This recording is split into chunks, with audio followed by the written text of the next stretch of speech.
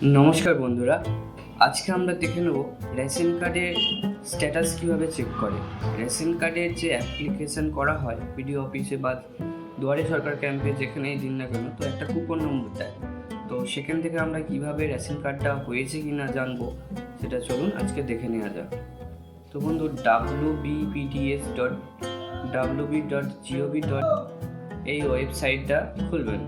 খোলার পর এখানে সিটিজেনে আসবেন। আসার পর এখানে চেক অ্যাপ্লিকেশান স্ট্যাটাস এই ওয়েবসাইটে ক্লিক করতে হবে। তো দেওয়ার পর এখানে যে নম্বর ফর্ম ফিল আপ করেছেন 3, 4, 5, 6, 7 যে কোনো যেই আপনার যে ফর্মটি কারেকশান হয়েছে সেই ফর্মটি এখান থেকে চুজ করতে হবে।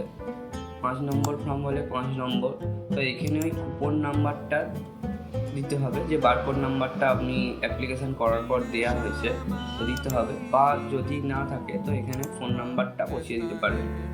তো ফোন নাম্বার বসিয়ে দিলে দেখা যাবে স্ট্যাটাস কী আছে, চলুন দেখে নেওয়া যাক।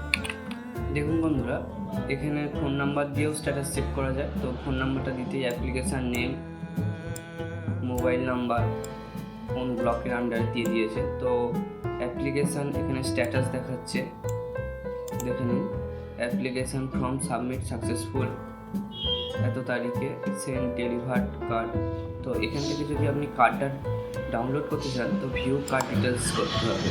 ভিউ কার্ড ডিটেলস করার পর এখানে দেখুন কার্ডগুলো ডাউনলোড করতে দিচ্ছে। তো এই অপশানগুলো এখান থেকে আপনি এখানে ডাউনলোডে ক্লিক করলেই আপনার রেশন কার্ডটি ডাউনলোড হয়ে যাবে। এই রেশন কার্ডটি ডাউনলোড হয়ে যাবে। তো এই রেশন কার্ডটি আপনারা প্রিন্ট করে আপনাদের সব কাজে লেগে যাবে। তো বন্ধুরা, ভিডিওটি কেমন লাগলো জানাবেন। ভিডিওটি ভালো লাগলে লাইক করবেন এবং চ্যানেলটিকে সাবস্ক্রাইব করে পাশে থাকবেন। ধন্যবাদ।